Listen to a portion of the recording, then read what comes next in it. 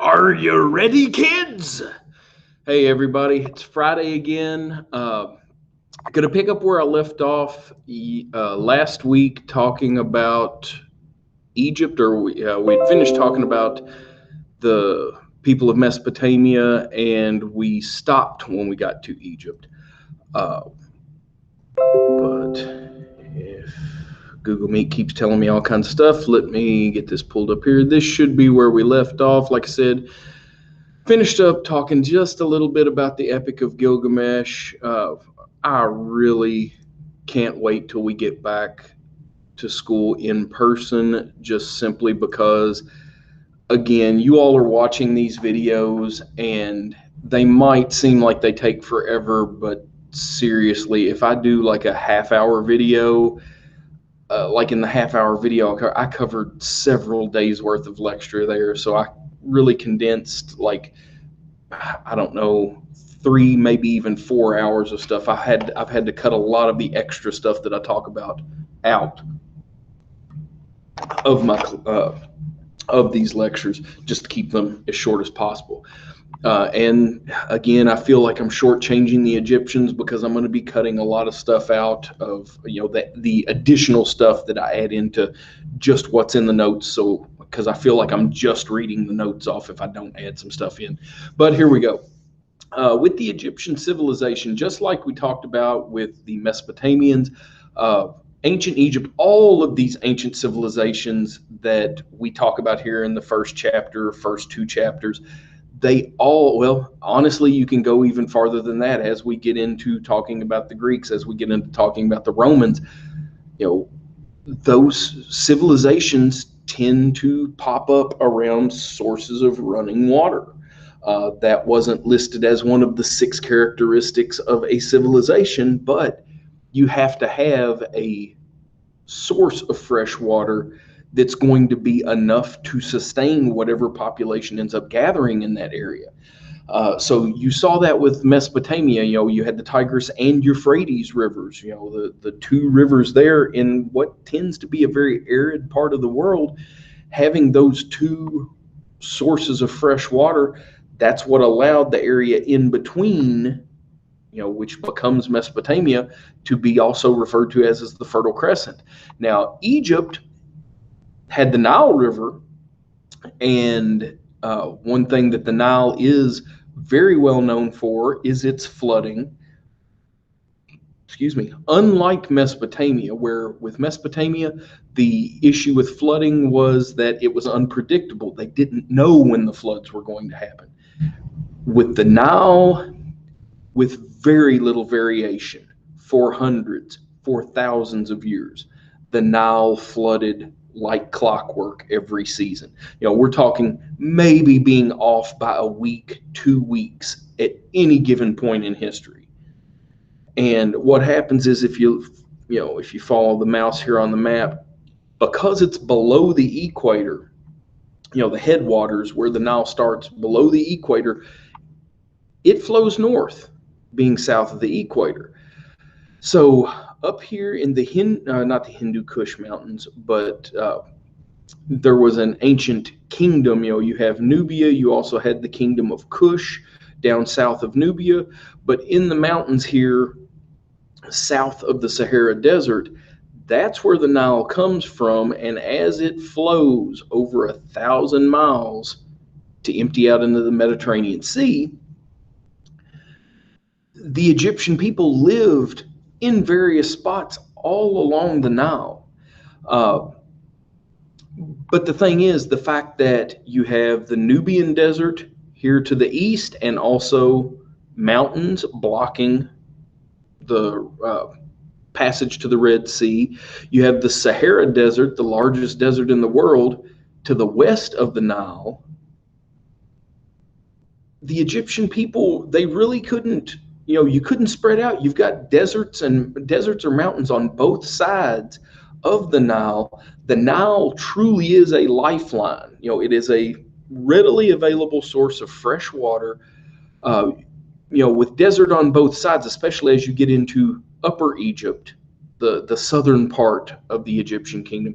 And that's another thing, is Lower Egypt is this area right here. Upper Egypt is the length of the river all the way until you get down into Nubia. Now, the Nile runs, like I said, for over 1,000 miles. I want to say it's around 1,100 miles, give or take. But in terms of square mileage, spread out over 1,100 miles, the square mileage of Egypt, because you couldn't go very far east or west away from the banks of the Nile because you're getting into very inhospitable climate, the square mileage of the entire Egyptian kingdom from the most southern point of Upper Egypt to the Mediterranean Sea is roughly the same area as the state of Maryland. And if you've ever really looked at a U.S. map and those states along the Atlantic seaboard, Maryland isn't exactly one of our biggest states. It doesn't have a lot of square mileage. So that should tell you something about how, honestly, even though they're spread out over 1,000 miles, how contained the Egyptian civilization was. Like I said, the flooding of the Nile, they weren't flash floods, and they were predictable. The mountains to the south, when you would have the spring melt, slowly, gradually, as things warmed up, the winter snow caps would melt, and that water would run downhill. Tributaries would flow into the Nile, and then the Nile would flow its way north into the Mediterranean. And what you saw is slowly over the course of days, over the course of a couple of weeks, it's kind of like if we have a couple of big storms in this area, and especially if you live on the northern side of the county, close to the Ohio River, it's not like a flash flood where we get all of our rain, the Ohio River doesn't jump, 8-9 feet in depth or whatever. It's not going to jump 8 or 9 feet in depth, but it's not going to jump a tremendous amount in a really short period of time. And the storm front might move all the way through, and 2 or 3 days later, because that front's continuing to dump water that's going to run downstream, and as it pushes east, that water's running into the Ohio, and the water levels are rising as it moves towards the Mississippi. You could see the water levels, on the, around Stephensport, Yellowbank, even on into Hancock County, around Hallsville, Lewisport, places by the river, they're dealing with rising water levels days after a storm front has gone through. Well, with the Nile, the floods came, and that's the thing, is because the Egyptian civilization existed for so long, after the first few generations, people realized, okay, we have to be close to the river, but mark a line, not literally putting a line in the sand, but say, okay, if you try to live any closer to the Nile than this point, your house will get flooded every spring. So this point, a little farther back, that's a safe distance where, unless it's an extremely heavy winter to the south, the floodwaters shouldn't get past a certain point. They were very predictable. That is not something that the Mesopotamians had. Floods there, first of all, it didn't rain that much. Not that it rains a tremendous amount in Egypt either, but you didn't have these spring steady floods where water levels rose slowly and then they lowered slowly. Well, that's another thing that was great for the Egyptian people. They wanted the floods. They welcomed the floods because the flood waters came in slowly. They crested at a certain point and then they receded slowly. And when they receded, it left behind fertile soil that had been washed downstream as the water was heading towards the sea. That fertile soil, that meant, you didn't have things like soil depletion like colonists in North America dealt with after you start to see the English and the French colonizing, around, Jamestown was founded in 1607, but within 15 years of Jamestown being founded, by 1620, 1625, they were dealing with soil depletion because tobacco leaches the same nutrients out of the soil, and if you grow in the same crop in the same soil year after year after year, your crops are going to get stunted. The Egyptians didn't really deal with that because every year the floods ended up bringing new fertile soil with all their nutrients. So, that was one reason that the Egyptians really welcomed it, is because they needed it for their crops. Mesopotamians didn't have that because they dealt with the issue of, they never knew when a flood was going to come. The Egyptians could count on what happened there. About 75% of the Egyptian population existed in Lower Egypt here in the Nile Delta, just because that's where you had a greater abundance of fertile soil, and the Nile branched, it spread out, it gave people more room to live, more room to exist. And the fact that it is right here on the Mediterranean, that this is where people, now granted their greatest cities were quite a bit inland, but you had several outlets, and traders are going to frequent this area. You're not going to have many traders from other parts of the world that are going to be coming way down to Thebes or Luxor, probably not even to Tel El Amarna. So that's why people lived here. More room to spread out and closer proximity to neighbors, whether it's for trade, whatever the case might be. Now, again, because of the stability, they had more stability in their lives than Mesopotamians did. That's why you see Egyptians having this idea of, they had a much more favorable outlook on the afterlife, where the Mesopotamian people, whether we're talking about the Sumerians, the Babylonians, whoever, they had a very negative outlook on the afterlife.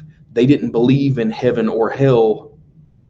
To the different people of Mesopotamia, the afterlife was just eternal suffering. The Egyptians, on the other hand, they believed in this cycle of life, and they had a very, very strong belief in the afterlife, that to the point that when the body dies, they believed that unless something else happened to the spirit carried on for all eternity, assuming that you lived a good life. Now, Egyptian history is split into 4 periods: the Old Kingdom, the Middle Kingdom, the New Kingdom, and the Late Period. Now, the Old Kingdom goes all the way back to 3100 BC, even though there were Egyptian people prior to that point. This is when the 2 kingdoms of Upper and Lower Egypt end up uniting under the King Menes. Now, while it's split into by modern historians, we apply our chronology, our timekeeping. The Egyptians, they kept track of their history according to dynasties. And this was done by an Egyptian priest named Manetho. He lived during the Greek rulership of Egypt. That's another thing. The Egyptian civilization existed until the last pharaoh died in 30 BC, but you have a situation where there was a pharaoh on the throne of Egypt from 3100 BC all the way until 30 BC. Manetho ends up breaking down the old, the middle, the new kingdoms, and the late period by dynastic lines or ruling families. In some cases, a dynasty might only last 2-3 pharaohs. In other cases, you might have several hundred years where a dynasty rules. It just depends on how strong a family line was. Now, and again, you had dynasties from Lower Egypt, Upper Egypt. Those ruling families make up the first 2 dynasties. The Old Kingdom, when things unite in 3100 BC, that starts the Old Kingdom, and that ran the 3rd, 4th, 5th, and 6th dynasties. This is when you start to see the massive building projects. The Egyptians believed in the afterlife, but they also believed that your spirit only carried on as long as people remembered who you were. So even if you didn't accomplish great deeds, what you're going to do, especially as Pharaoh, you're in a position to write your own story, so to speak, building monuments to yourself or if you're part of the same dynastic line, say your older brother or your father had been the pharaoh before you could build monuments to them, build a temple in honor of yourself, again, honoring the gods, but your name's going to be all over it so people remember who you are in the years to come. Now, this is also the time period where you see the Great Pyramids being built. The pharaoh during the Old Kingdom was literally seen as a god walking among mortals on earth. The pharaoh had absolute rule, but the pharaoh still had to be a good ruler. The pharaoh was still held accountable by the people, and it was believed also by the gods. The vizier was the pharaoh's, I guess, greatest advisor. The vizier ran the bureaucracy, and the nomarchs, it looks like monarchs with some letters transposed, nomarchs served as governors. The areas that they ruled over were referred to as nomes, Nomes, so the title they held were nomarchs. Think of it like if the pharaoh was a king, the nomarchs were like their nobility. Or if the pharaoh was the president, the nomarchs would be state governors. They ran regions of the kingdom and they reported to the pharaoh.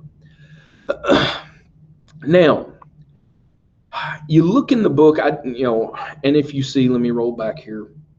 You have breaks. The Old Kingdom ended in 2700 BC when one dynastic line came to an end. The New Kingdom, or the Middle Kingdom, doesn't start until 2125. Ends in 2055. New Kingdom doesn't start until 500 years later, 1550. So what happens is you have what's referred to as intermediate periods. There are boxes that explain the breakdown of history and the intermediate periods and stuff like that in chapter 1 in the textbook. But usually what happens with the intermediate period, it could be a period of civil war where a pharaoh dies with no direct heir, and family members, cousins, generals that served under that pharaoh and that pharaoh's military, they might be fighting over who has the right to become the next pharaoh, since there was no one to inherit the throne, or the pharaoh hadn't named someone a successor. So an intermediate period could be due to civil war. It could be due to foreign invasion. That happened from time to time as well. Honestly, as the Egyptian civilization carries on, and again, this civilization lasted fully for 3,000 years with very little change. The Egyptians were very resistant to change. The Middle Kingdom only accounted for 2 dynasties, the 11th and 12th dynasties. And again, you'll see, even if you have, the Old Kingdom lasted from the 3rd dynasty to the 6th dynasty, the Middle Kingdom picks up with the 11th dynasty. Well, what about 7, 8, 9, and 10? Those ruling families, it could be a case where there was a dispute. Like I said, it could be a civil war. You could have 2 families claiming that the head of their family had the rightful claim to the throne. And that's why it's not recognized as a unified kingdom, because the Egyptian people were split among rulers.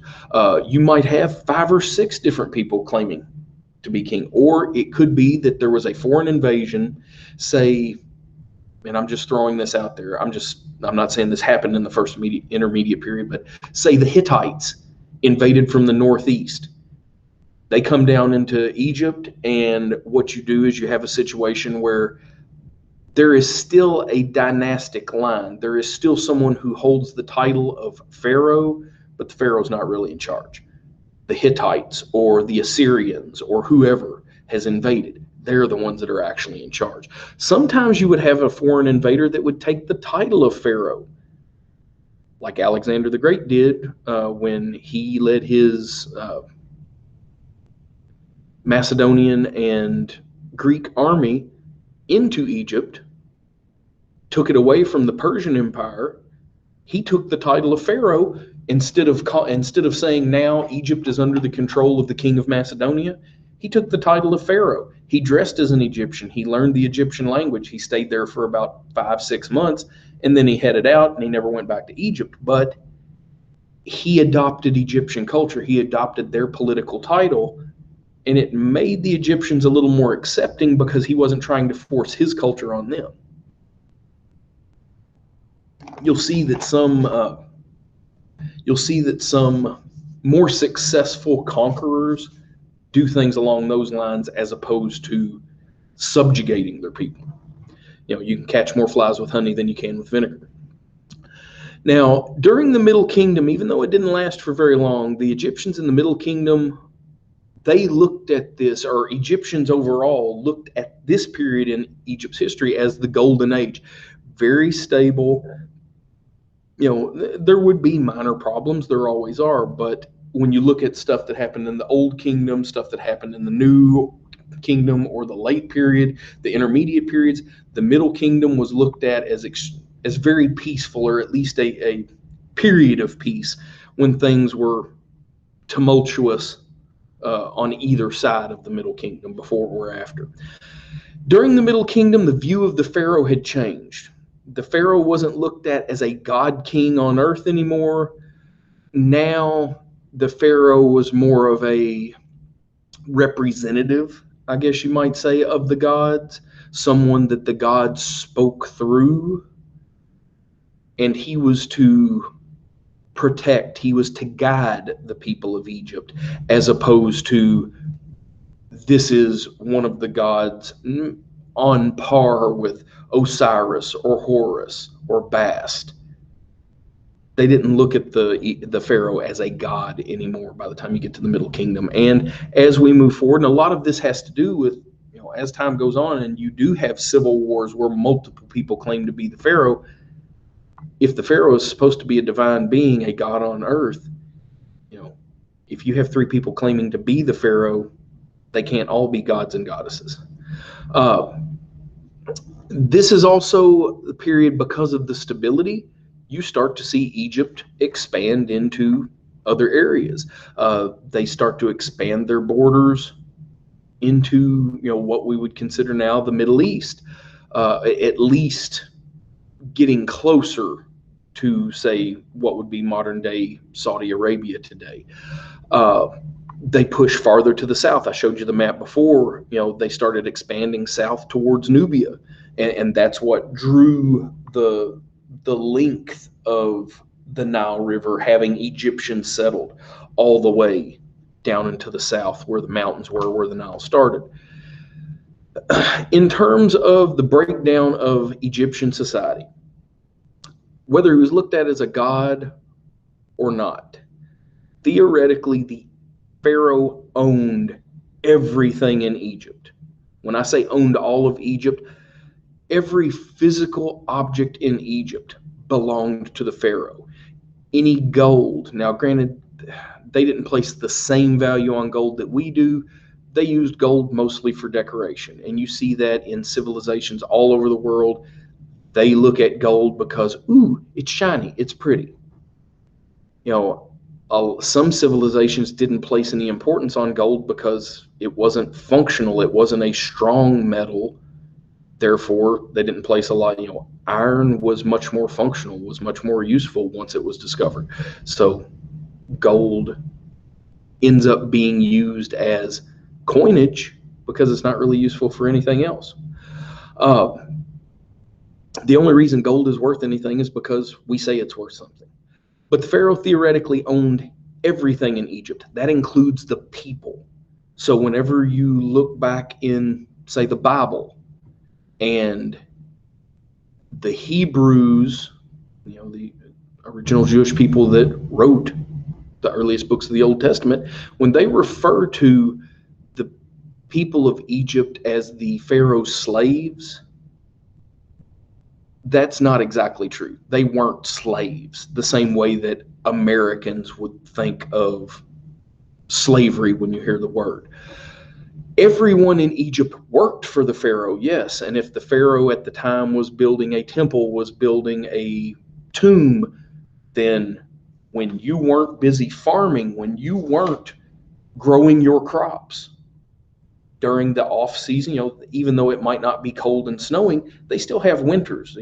Crops don't grow year round. So what happens is when they weren't growing their crops, that's when they would go work on the temples and the tombs. It wasn't the same type of forced labor that you would see when you think about the United States and our heritage of slavery in our country's history. Nobility and the priests, they ran the government, they performed religious rituals.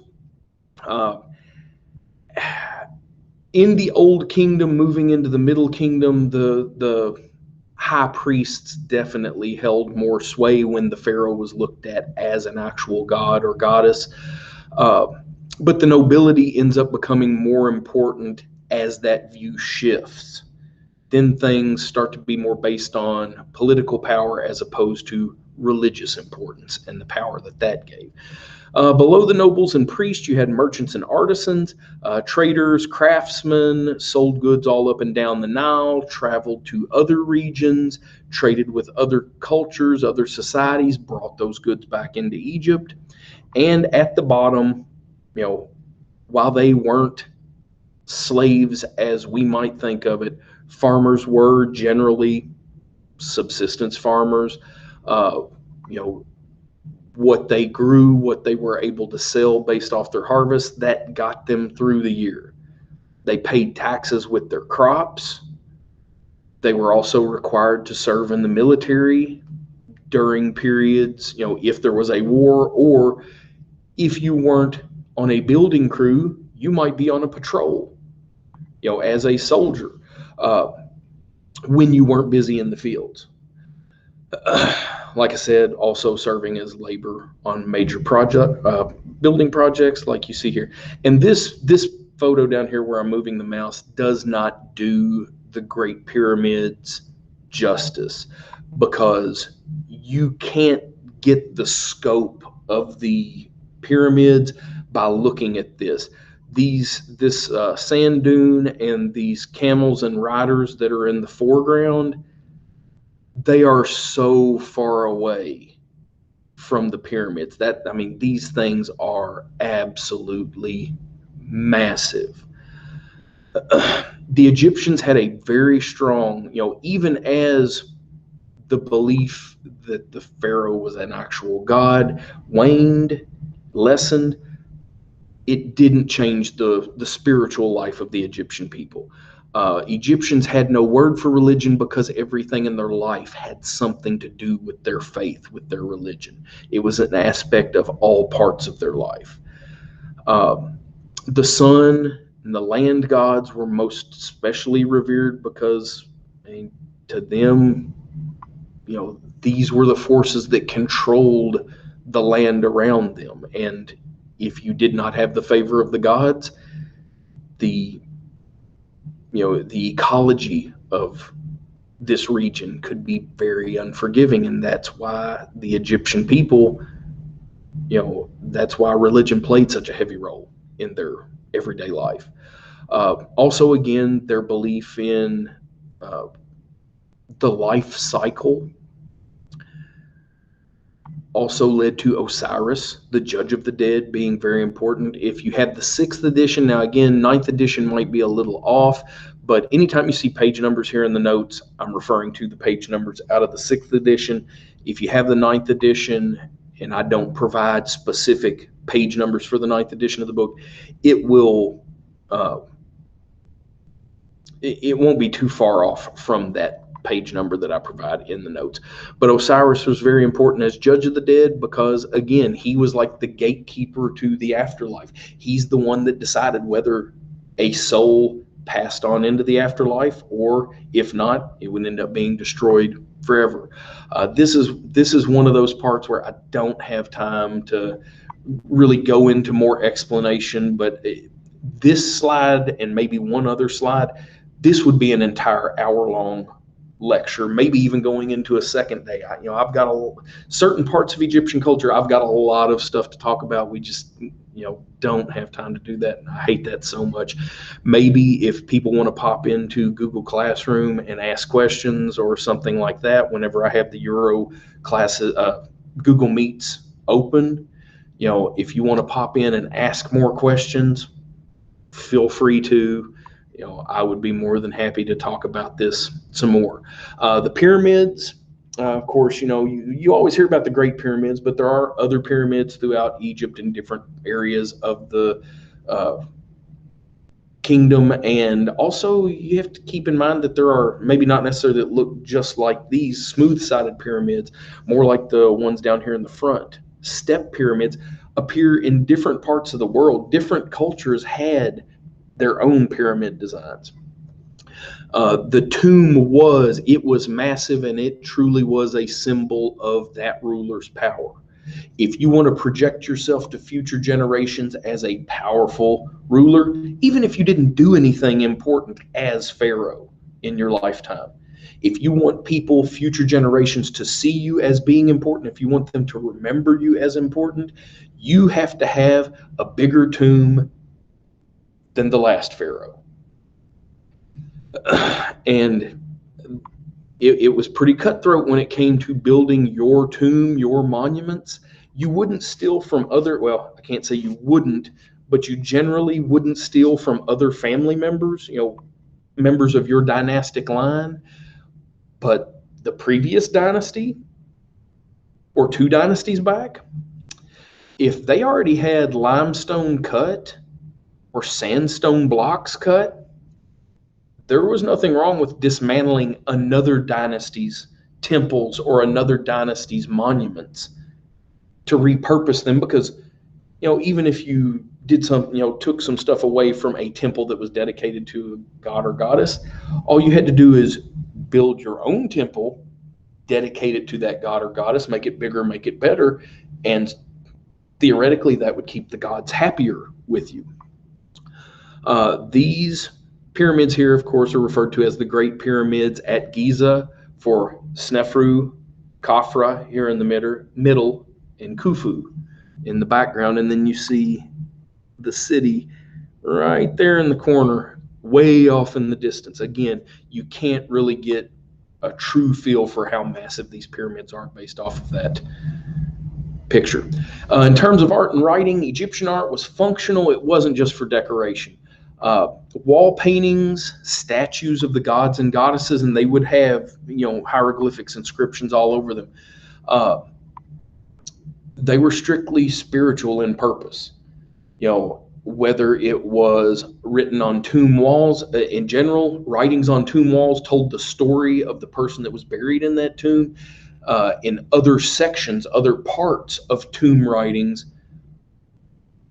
it was literally instructions for that spirit. They believed that, when you woke up in your spiritual life, that you might not remember who you were. So there would be sections where, here's a story telling the story of the prince, the Pharaoh's son that died and was buried in this tomb in this section. And then in another section, it was almost like the inscriptions were for that prince's spirit, when the spirit woke up, to be able to read that and provide some direction about, well, you're dead now. This is what you need to do. If any of you ever watched Beetlejuice, old movie, got Michael Keaton in it, Beetlejuice. Well, there was a handbook for the newly dead or something like that the ghost couple got.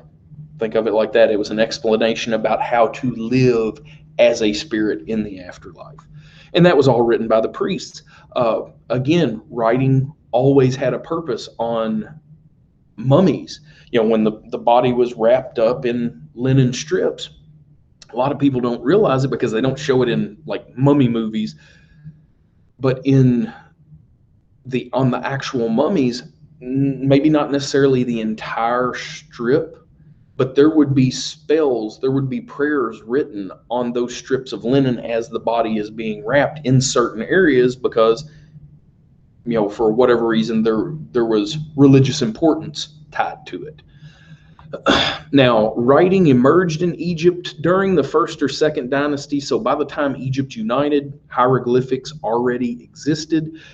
They did not call them hieroglyphics. Again, that was something where Greek historians, as they start to move into Egypt, and the Greeks were living in Egypt as early as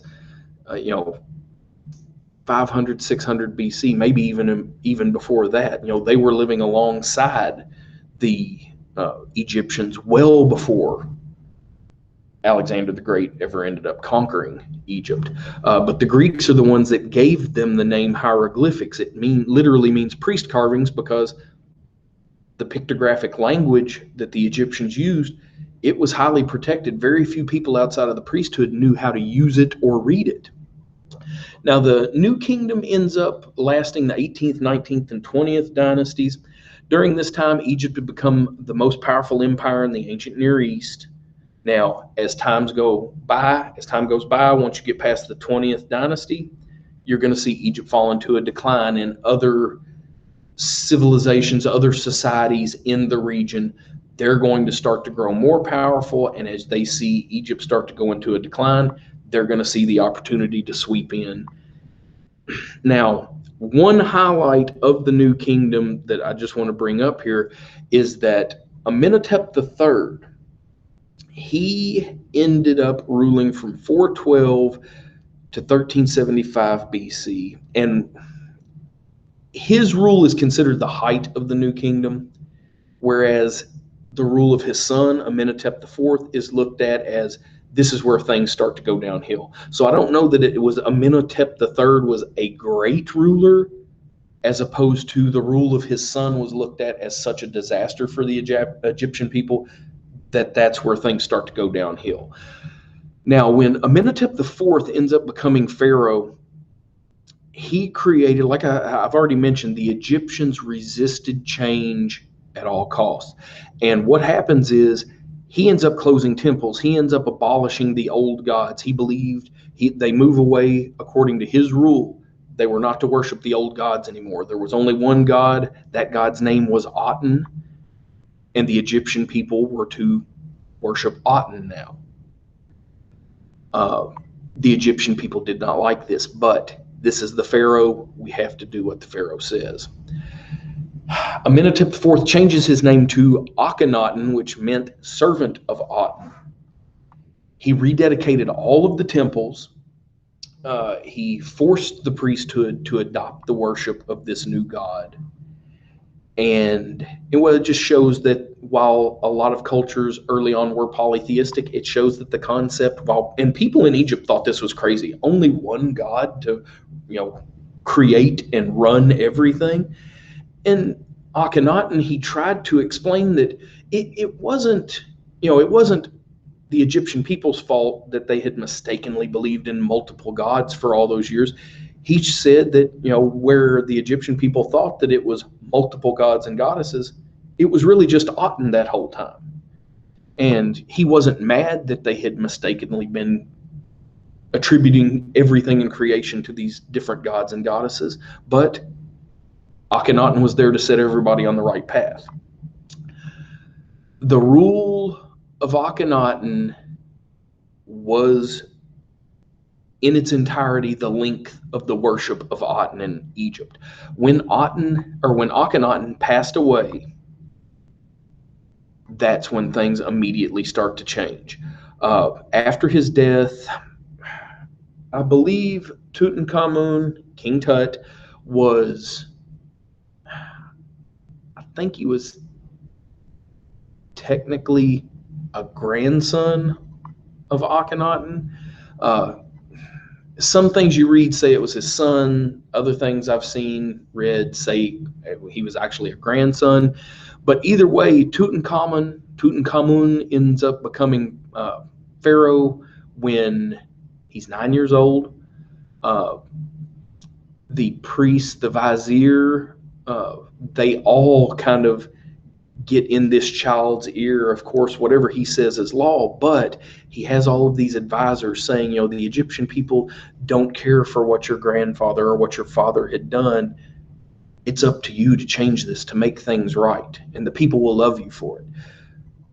Tutankhamun ends up wiping out everything, and maybe not necessarily him, but within, say, 2 pharaohs after King Tut, all mention of Amenhotep IV, all mention of his wife Nefertiti, all mention of Akhenaten, all mention of the god Aten, got wiped from Egyptian history.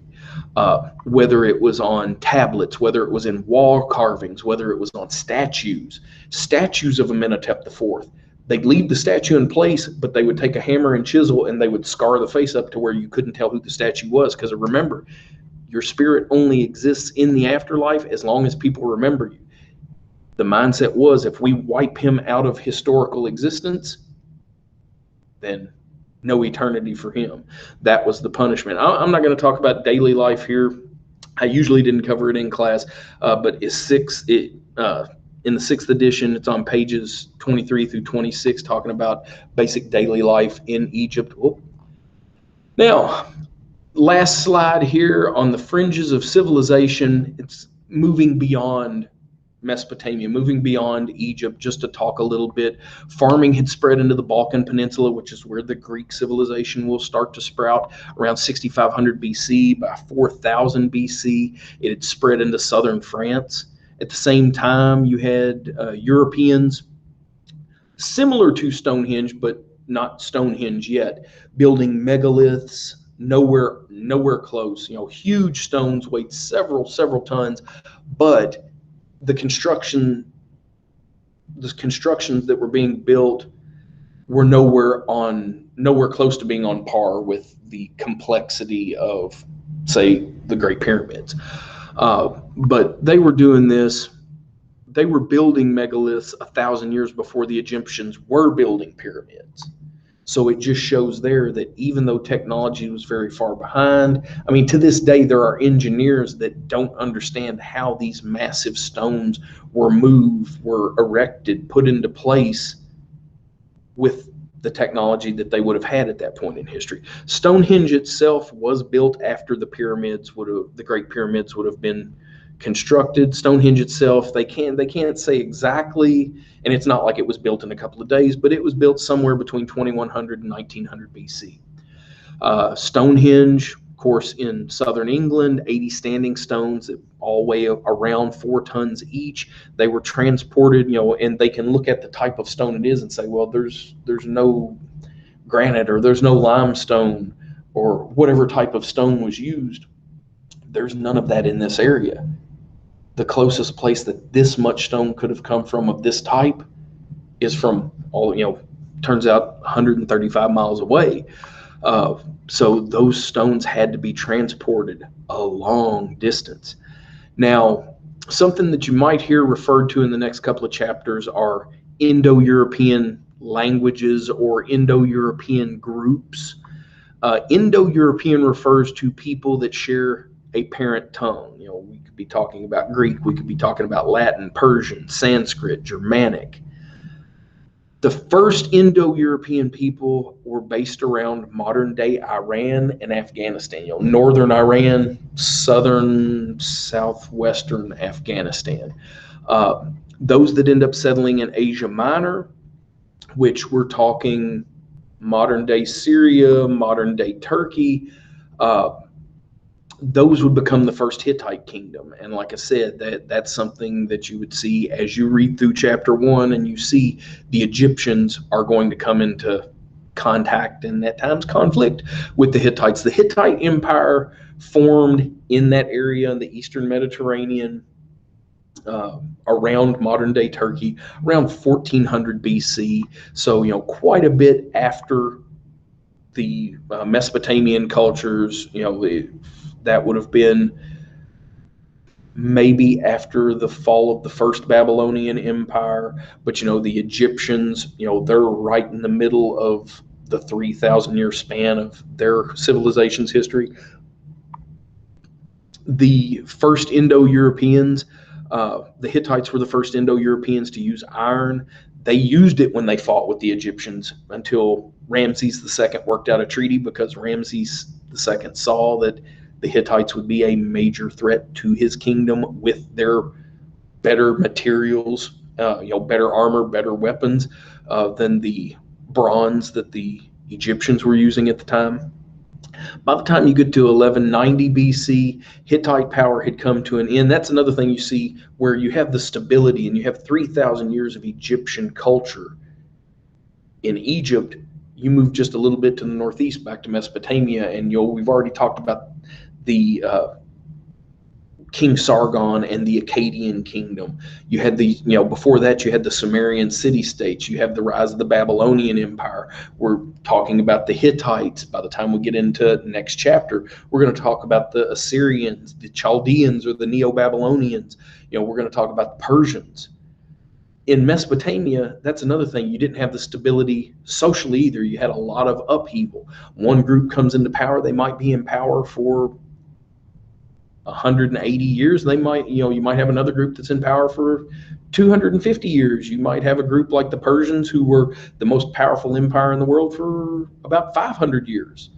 But there's a lot of up and down, and as soon as, whoever's the most powerful in the Mesopotamian region, as soon as they start to tumble, there's somebody else there's another group that's on the way up, and they're going to establish themselves as the most powerful. But we'll get to chapter 2. I'll do something like this next week. Hopefully not as long, maybe not ramble as much, but I've got a lot to talk about, folks. I'm sorry. And I try to keep these as short as I can, because literally what I've covered in 2 videos, an hour and a half worth of lecture or something like that, we probably would have taken 2 weeks to talk about every day in class. So just bear with me. And again, these videos, you don't have to watch them. They are not an absolute necessity, but because I do expand on some stuff and explain some things a little more than just the words that are on the slides, it definitely helps you if you watch these, but you are not required to. Now, make sure, if you haven't already, you need to get your applications for dual credit turned in. Sorry, I know I showed you the back of the paper. I can't show you front because it's got personal information on it. But make sure that you're getting your applications turned in if you haven't already. We've got to have those in as soon as possible now. If you have any questions, email me. Come to, jump into the Google Meets. If you have any questions, I will try to take care of them as quickly as I possibly can. So and I didn't realize that I hadn't stopped sharing the screen at that point. So you didn't even see my face whenever I pulled up the application there. I'm stupid sometimes. Well, you all have a good weekend, and I will try not to knock the camera down, and I will talk to you all later.